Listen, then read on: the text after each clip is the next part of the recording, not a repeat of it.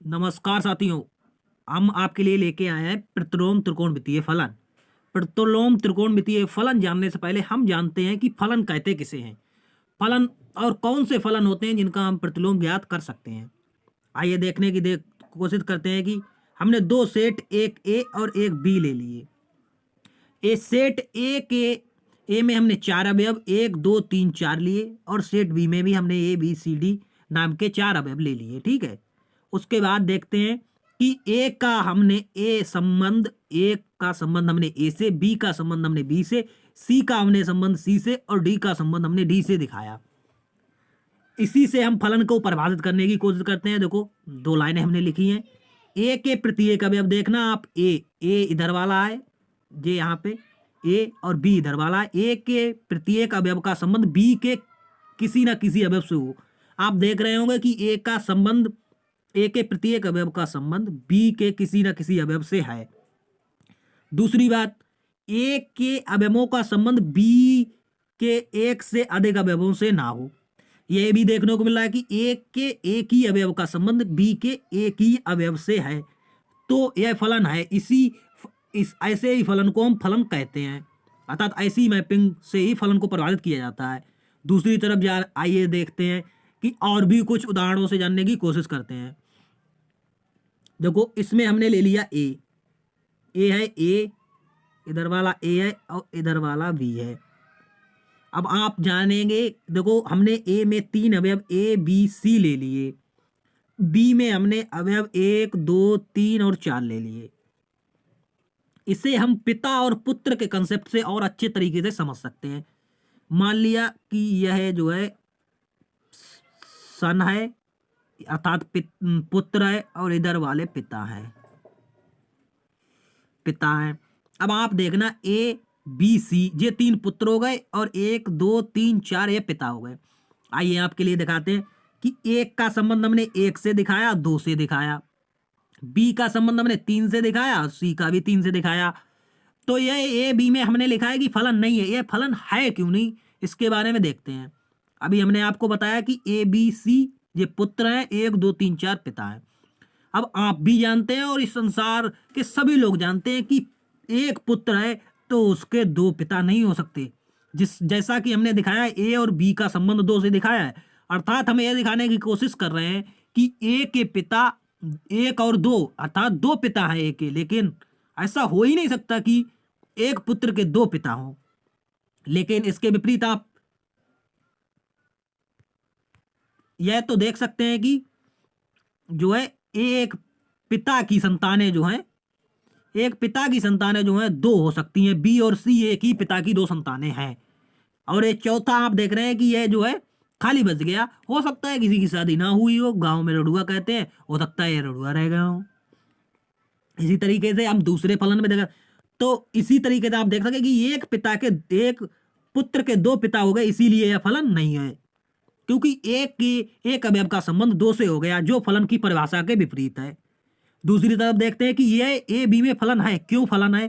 क्योंकि हमने देखा कि 1 2 3 पिता हो गए और ए और बी और सी पुत्र हो गए।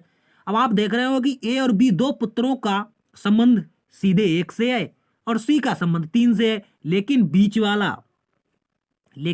वाले का किसी के साथ संबंध नहीं है। अर्थात फिर से वही बात कि हो सकता है कि इनका कोई पुत्र ही ना हो सकता है इनकी शादी हुई हो लेकिन पुत्र ही ना हुआ हो सकता है वो लड़ुआ ही रह गया हो। तो इसलिए यह जो है यह जो है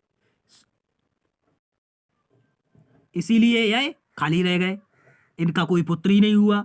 लेकिन सी का तीसरे के साथ संबंध हो गया और ए के प्रत्येक अवयव का संबंध बी के प्रत्येक अवयव से हो गया, इसीलिए यह फलन है। नेक्स्ट जानने की कोशिश करते हैं, एकैकी फलन क्या होता है? एकैकी फलन वह फलन होता है जिसमें ए के प्रत्येक अवयव का संबंध बी के प्रत्येक अवयव से हो, एक से ज्यादा से ना हो। जैसे देखने की कोशिश करते हैं, यह है 1 2 3 4 ABCD। अगर पिता पुत्र के कंसेप्ट से समझना चाहो तो उससे भी समझ सकते हो। 4 पुत्र हो गए, 4 पिता हो गए और प्रत्येक पिता का एक ही एक पुत्र है, इसीलिए एकैकी फलन भी है, फलन भी है और एकैकी फलन है। अब दूसरी तरफ देखते हैं, यहाँ पे 3 पुत्र हैं और 3 पिता हैं, लेकिन इन पिता के कोई भी संतान नहीं है, कोई दिक्कत नहीं, नहीं है तो नहीं है, हो सकता है भाई, ये तो कुदरत की बात है, किसी के संतान है किसी की नहीं है। दूसरी तरफ देखते हैं, 1 2 3, यह हो गए 3 पुत्र। अब आप देख रहे होंगे 1 और 2 का संबंध 1 से हो है। अब आपने संसार में ऐसे भी पिता देखे होंगे जिनके दो पुत्र हैं, 3 पुत्र हैं, 4 पुत्र हैं, और 3 का ये और बी का, अर्थात 3 के पिता भी है, अर्थात बी का एक ही पुत्र है। तो यह हो गया कि बहुएक फलन है, क्योंकि एक का संबंध, एक के दो अवयवों का संबंध एक से है, अर्थात यह मैनिवन फलन है, मैनिवन फंक्शन है, यह मैनिवन फंक्शन है। अब आगे आगे देखते हैं, बहुएक और आच्छादक के बारे में बात करते हैं। आपने देखा कि ए और बी, ए के एक अवयव का संबंध एक से, लेकिन बी ए के 2 और 3 का संबंध बी से हो गया, और 4 का संबंध सी से हो गया, अर्थात इसमें कोई भी बी का अवयव छुटा भी नहीं। अब जब छुटा नहीं तो ये आंटू हो गया, और बहुएक हो गया। बहुएक इसलिए हो गया क्योंकि 2 और 3 का संबंध बी से है, इसीलिए यह फलन बहुएक और आच्छादक भी है। आगे देखते हैं, अब हम बताएंगे किस त्रिकोणमितीय फलन का जो है प्रतिलोम ज्ञात किया जा सकता है। आइए फिर से देखते हैं, पिता पुत्र का कंसेप्ट लगाते हैं। तो ये पुत्र हो गए, ये पिताजी हो गए। अब मानिए पिताजी हो गए, एक का संबंध हमने मैपिंग जो है, एक का संबंध ए से दिखाया, 2 और 3 का संबंध बी से दिखाया, लेकिन क्या हो गया, ये 2 लोग रह गए, अर्थात क्या हो गया, इनके कोई संतान ही नहीं है। ऐसा हो सकता है नहीं संतान होगी, कोई दिक्कत नहीं। आगे देखते हैं दूसरी तरफ, तो यह फलन है, यह तो फलन है, लेकिन अब इसका प्रतिलोम देखते हैं, अर्थात बी से ए में भी संबंध होना चाहिए, तभी प्रतिलोम ज्ञात करेंगे। अब आप यहां पे देखिए, अब ये पुत्र हो गए, अर्थात जो लेफ्ट साइड में लिखोगे वो पुत्र, और राइट साइड में लिखोगे पिता। अब आप देख सकते हैं कि इसका प्रतिलोम क्यों नहीं ज्ञात कर सकते। देखो, ए का संबंध 1 से तो है, वो हो गया, बी का संबंध 2 और 3 से है, यहीं पर बात गड़बड़ा गई। और दूसरी बात, सी और डी जो पुत्र हो गए, लेकिन उनका कोई पिता ही नहीं है। अब ऐसा संसार में पॉसिबल ही नहीं है कि अगर पुत्र हो जाए और उसके पिता हो ही ना, ऐसा संसार में नहीं, इस धरती पर कभी भी पॉसिबल नहीं था कि किसी भी व्यक्ति के पिता ना हो। और दूसरी तरफ यहां से भी कहानी गड़बड़ा गई कि पुत्र और उसके 2 पिता हो गए, यह भी संभव नहीं है। तो इसीलिए क्या कि यह इस प्रतिलोम का फलन नहीं ज्ञात किया जा सकता, क्योंकि यह फलन ही नहीं बना, तो प्रतिलोम कैसे ज्ञात कर सकते हैं। दूसरी तरफ आइए देखते हैं, देखो ए और बी, इसमें देखते हैं, 1 का संबंध ए से है, बी 2 का बी से, और 3 और 4 का सी से है, कोई दिक्कत नहीं। ये मैं देखो, आंटू और मैनिवन हो गया, मैनिवन और आंटू फलन हो गया, बहुएक आच्छादक फलन हो गया। अब देखें, अब दूसरी तरफ देखने की कोशिश करते हैं कि दूसरी तरफ से इसके इनवर्स निकालेंगे, तो ए बी सी, 1 2 3 4। अब फिर से देखोगे आप कि 1 का संबंध तो 1 से है, बी का संबंध 2 से है, लेकिन सी का, अब यहीं से कहानी फिर गड़बड़ाई। सी जो है, सी के 2 पिता हो गए, 3 और 4, और जो संभव है नहीं। तो आप पिता और पुत्र का कॉन्सेप्ट कतई बिल्कुल क्लियर रखिए, और लेफ्ट साइड में जो आएगा वह पुत्र होगा, राइट साइड में जो आएगा वह पिता होगा। इसीलिए यह फलन नहीं है। क्यों नहीं फलन? क्योंकि सी के 2 पिता हो गए। अब 2 पिता 1 पुत्र के कैसे हो सकते हैं, ये तो आप भी जानते हैं और हम भी जानते हैं बड़े अच्छे तरीके से। आइए अब बात करते हैं इसमें। देखो, आप देख रहे होंगे, 1 का संबंध हमने 1 से दिखाया, 2 का संबंध हमने 2 से दिखाया, 3 का संबंध हमने 3 से दिखाया, और 4 का संबंध हमने 4 से दिखाया, अर्थात ए बी सी डी जो 4 थे अवयव उनसे दिखा दिया। अब इसका अगर हम प्रतिलोम ज्ञात कर सकते हैं, तो ए का संबंध 1 से, बी का संबंध 2 से, सी का संबंध 3 से, डी का संबंध हमने 4 से दिखाया। तो हम क्या कह सकते हैं? हम कह सकते हैं कि यह फलन कैसा है, यह एक ऐसा फलन है जो एकाएकी हो, क्योंकि एक अवयव जो है उसकी मैपिंग एक ही से साथ है, तो यह एक हो गया। और कोई भी अवयव बी का छोटा नहीं है, तो यह आच्छादक अर्थात आंटू हो गया। अर्थात वह फलन जो एकाएकी हो और आच्छादक हो, दोनों हो, उसका ही हम प्रतिलोम ज्ञात कर सकते हैं। यह तो ही कि किस फलन का हम प्रतिलोम ज्ञात कर सकते हैं। अब देखो, एक और फलन लेते हैं, 1 2 3 जिसमें अवयव हैं फलन ए, और सेट ए और set B, A B C D जिसमें 4 अवयव हैं। ए का संबंध हमने 1 से दिखाया, बी का हमने 2 का संबंध हमने बी से दिखाया और 3 का सी से दिखाया। डी कोई दिक्कत नहीं, डी हो सकता है उसके कोई भी संतान ना हो, इसीलिए उसका कोई पुत्र नहीं है। अब दूसरी तरफ देखते हैं कि ए का संबंध हमने 1 से दिखाया, बी का संबंध हमने 2 से दिखाया और सी का संबंध हमने 3 से दिखाया। कोई दिक्कत नहीं, एक ही हो गया। लेकिन डी का संबंध किसी से नहीं हुआ और इसका मतलब यह होगा कि ये बिना पिता के पुत्र हैं। ऐसा हो ही नहीं सकता कि संसार में किसी के भी पिता ना हो और पुत्र हो जाए, ऐसा नहीं संभव है। इसीलिए यह फलन नहीं है और इसका हम त्रिकोणमिति प्रतिलोम भी नहीं ज्ञात कर सकते। अगले फंक्शन पर हम पहुंचते हैं। देखो, त्रिकोणमितीय फलनों का हम प्रतिलोम कैसे ज्ञात कर सकते हैं, उस पर पहुंचते हैं। माना f(x) बराबर साइन एक्स एक फलन है, तो हमने देखा कि साइन 30 की वैल्यू 1/2 है। साइन 150 में से 180 में से 30 घटाएंगे साइन 150 आ जाएगा। और साइन 90 प्लस थीटा जो होता है वो हमेशा साइन थीटा होता है, 90 और 180 माइनस थीटा जो होता है वो साइन थीटा होता है। तो साइन 30 की वैल्यू 1/2 हो गई। अब देखते हैं आगे, साइन 390 तो 360 plus 30, sine 360 plus theta 2 pi plus theta, हमेशा साइन थीटा ही रहता है, तो साइन 30 आ गया। साइन 30 की वैल्यू 1/2। अब इसका लिखा है कि यह संबंध, इसका प्रतिलोम संभव नहीं है। क्यों नहीं संभव, आइए देखते हैं। हमने देखा कि 30 का मान 1/2 है, 150 का मान 1/2 है, 390 का मान भी 1/2 है। कोई दिक्कत नहीं, तो यह ए से बी में फलन है। लेकिन जब हम प्रतिलोम ज्ञात करते हैं तो उसमें बी से ए में भी फलन होना चाहिए। 1/2 जो है वो 30 डिग्री, 150 डिग्री और 390 डिग्री। अब अर्थात आप देखिए कि 1/2 पिता पुत्र का कॉन्सेप्ट हमने बताया था, उसे अप्लाई कीजिए कि 1 पुत्र और 3 पिता। ऐसा कैसे संभव हो सकता है? It is not possible. ये संभव ही नहीं है कि 1 पुत्र और 3 पिता हो जाए। इसीलिए यह साइन एक्स का प्रतिलोम, इस फंक्शन पे साइन प्रतिलोम नहीं ज्ञात कर सकते। इन वैल्यूओं पर हम साइन का प्रतिलोम नहीं ज्ञात कर सकते।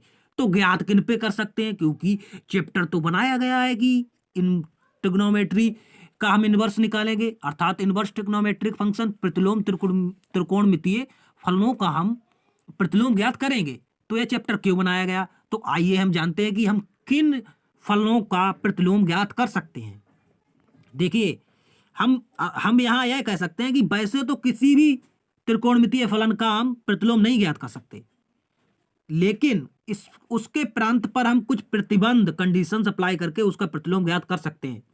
आइए देखते हैं। हमने ले लिया फंक्शन f(x) बराबर साइन एक्स। साइन में 30, 60 और 90 पे हम मान देखते हैं। साइन 30 और 60 और 90 पे मान 1/2, 30 का 60 का √3/2, 90 का 1, अर्थात 1 पुत्र 1 पिता, 1 पुत्र 1 पिता। दूसरी तरफ देखते हैं 1/2 का संबंध 30 से, √3/2 का संबंध 60 से, 1 का संबंध 90 से, तो अर्थात 1 पुत्र 1 पिता। यहाँ पर पुत्र और पिता का कंसेप्ट बिल्कुल क्लियर है। ए से बी में भी क्लियर है और बी से ए में भी क्लियर है। तो इसका हम जो है त्रिकोणमितीय प्रतिलोम त्रिकोणमितीय मान ज्ञात कर सकते हैं। अब जानते हैं मुख्य शाखा मान। अगर देखें कि हम देखो साइन का मान देखें तो 90, 0 से 90 और 90 के बाद 90 से 180, तो 90 प्लस थीटा में साइन हमेशा पॉजिटिव रहता है, तो वैल्यू एक समान ही आएगी। अर्थात वैल्यू जब बराबर आएगी तो हम उस फलन पे हम त्रिकोणमितीय मान नहीं ज्ञात कर सकते। इसीलिए साइन का जो प्रांत होता है वो -1 से +1 होता है, क्योंकि साइन जो है -π/2 में निगेटिव होता है। तो साइन पाई रखोगे तो 1 आ जाएगा और -π/2 रखोगे तो -1 आ जाएगा। तो इसका प्रांत हो जाता है और इसका मुख्य शाखा मान -π/2 से π/2 के बीच हो जाता है। अब इसी तरह से cos इनवर्स x देखते हैं। तो आप cos इनवर्स x को देखोगे तो cos की वैल्यू जो है दूसरे और तीसरे में cos 90 प्लस थीटा और जो है cos 180 प्लस थीटा में नेगेटिव आता है, लेकिन इसका प्रांत -1 से 1 ही रहता है। क्यों? क्योंकि आप देखेंगे कि हमें एक ही प्रांत लेना होता है। cos 0 पे 1 होता है और पाई पे -1 होता है, तो इसका मुख्य शाखा मान ये हो गया। एक ही प्रांत हमें लेना होता है। दूसरी तरफ हम देख रहे हैं tan inverse x। Ten inverse x real number के लिए इसका प्रांत होता है, और यह 10 माइनस पाई बाई टू से पाई बाई टू इसका मुख्य शाखा मान होता है। दूसरी तरफ cot inverse x real number के लिए होता है, और इसका प्रांत 0 से पाई के बीच में लाई करता है। कॉसिक इनवर्स एक्स का जो प्रांत है वो माइनस इन्फिनिटी से माइनस वन कामा इन्फिनिटी तक लाई इसी के बीच में होता है, और माइनस पाई बाई टू से पाई बाई टू माइनस 0 तक इसका प्रांत चलता है। दूसरी तरफ देखते हैं कि सेक इनवर्स एक्स का जो प्रांत है वो कहाँ तक लाई करता है, उसके बारे में ये देखते हैं। सेक इनवर्स एक्स का प्रांत कहाँ तक लाई करता है, तो माइनस इन्फिनिटी से माइनस वन कामा इन्फिनिटी, और इसका जो मुख्य शाखा मान होता है वो 0 से pi minus pi by to तक होता है। अब प्रिंसिपल ब्रांच, कौन सी ब्रांच किस में आती है तो देखते हैं हम भाई। देखो principal branch sine inverse x, tan inverse x और कॉसिक इनवर्स एक्स की ब्रांच जो है माइनस पाई बाई टू से पाई बाई टू रहती है। Sec inverse x, cot inverse x और कॉस इनवर्स एक्स की प्रिंसिपल ब्रांच 0 कामा पाई रहती है। आइए अब इसी पर हम छोटे छोटे उदाहरण से समझने की कोशिश करते हैं। कुछ उदाहरण लेते हैं और थोड़े थोड़े उदाहरणों को समझने की कोशिश करते हैं। देखिए साइन इनवर्स 1/√2, तो साइन इनवर्स 1/√2 पाई बाई 4 होता है। अब आप देख रहे होंगे माइनस पाई बाई टू से, ये माइनस पाई बाई टू से पाई बाई टू के बीच में लाई कर रहा है, पाई बाई 4। इसके बाद अब आप देखें कॉस इनवर्स 1/2 पाई बाई 3 होता है। इसका भी प्रांत 0 का पाई होता है, जे भी पाई के बीच में लाई कर रहा है। तो दूसरी तरफ साइन -1/√2 यह माइनस पाई बाई 4 होता है। आप देख रहे होंगे कि यह पाई बाई टू से पाई बाई टू माइनस से प्लस के बीच में लाई कर रहा है। नेक्स्ट देखेंगे हम कॉस इनवर्स माइनस का 1/2 है, तो इसमें से हम पाई क्यों घटाते हैं। अब मान लिया माइनस पाई बाई 3 लिख दिया कास इनवर्स, क्योंकि मान लो हमने अगर कास माइनस पाई बाई 3 लिख दिया। अब आप देख रहे हैं कास का तो जो है माइनस में आता ही नहीं है। कास का जो मान होता है, प्रिंसिपल ब्रांच हमने बताई थी वो कास की 0 कामा पाई तक होती है। अब आप सोच रहे हैं वो 0 कामा पाई है, तो इसकी वैल्यू जो है,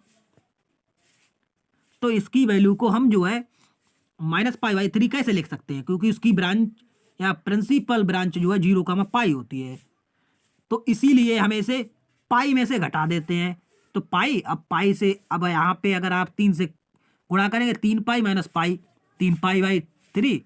अब आगे जो है इसे अगर घटाओगे तो 2 पाई बाई 3 ये आंसर आ जाता है।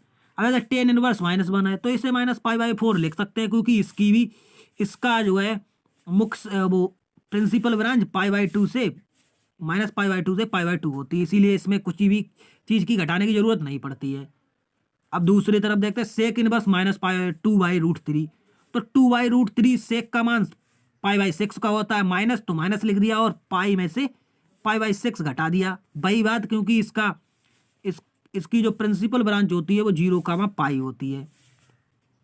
चलो अब देखते हैं आगे के क्वेश्चन। आगे क्या करते हैं, इस हर समान करने के बाद 5 पाई बाई 3। अब आप 5 पाई बाई 3 को आप देखेंगे, चलो हम आपके लिए दिखाई दे रहे, 5 गुणा पाई बाई 3 60। अब आप 60 देखेंगे पाई बाई 3 बराबर 60 पंजे 300, 60 पंजे 300 हो गया। अब आप इसे देखेंगे, अब 60 तो इसका रेंज तो हमने बताया आपके लिए 0 से पाई भी होता है, तो आप देखते हैं कि ये 300 आ गया। अब 300 के लिए हम लिख सकते हैं सेक 180 प्लस 120। अब आप 120 देखेंगे, 120 देखेंगे तो क्या हो जाता है, 120 सेक 120 माइनस का सेक 120 आ जाएगा। अब फिर आगे देखते हैं आप, सेक जो 120 था माइनस का, अब उसे अगर हम सेक 90 प्लस थीटा लगे, माइनस आता है, माइनस माइनस प्लस हो जाएगा, वो कॉसिक 30 आ जाएगा। सेक 90 प्लस 30 कॉसिक 30, और उसकी वैल्यू जो है कॉसिक 30 ऐसे ना देखें तो इस तरह से देख सकते हैं। जो सेक की वैल्यू जो है 120 थी माइनस के, अब आप देखेंगे सेक, हाँ तो पाई बाई, ये कितना है 6 है, तो पाई बाई 6 का मतलब 30 था, वो हमने गलत लिख दिया भाई। पाई बाई 6 का मतलब जो है 30 होता है, तो 30 और 5 गुणा 30, 30 पंजे 150 होता है, हो जाएगा सेक 150 का मान जो है पॉजिटिव में ही आएगा पाई बाई 3 जितना होता है। तो इसी तरीके से हम अन्य मानों को भी निकाल सकते हैं। और आपके लिए हम इसी पे बेस्ड जो क्वेश्चंस हैं, प्रश्नावली में क्वेश्चंस हैं, अर्थात एक्सरसाइज में जो क्वेश्चंस हैं, वो हम अगली वीडियो में लेके आएंगे। आप हमारी वीडियो को लाइक करें, शेयर करें और हमारे चैनल को सब्सक्राइब करें तथा लगातार विजिट करते रहें। आपके लिए बोर्ड एग्जाम में अब ढंग से नंबर लाने की, अर्थात अच्छे नंबर दिलाने की जिम्मेदारी हमारी। और लगातार इसी चैनल को विजिट करते रहें, जिससे जो है आपके लिए नई नई वीडियो का नोटिफिकेशन जारी होता रहे।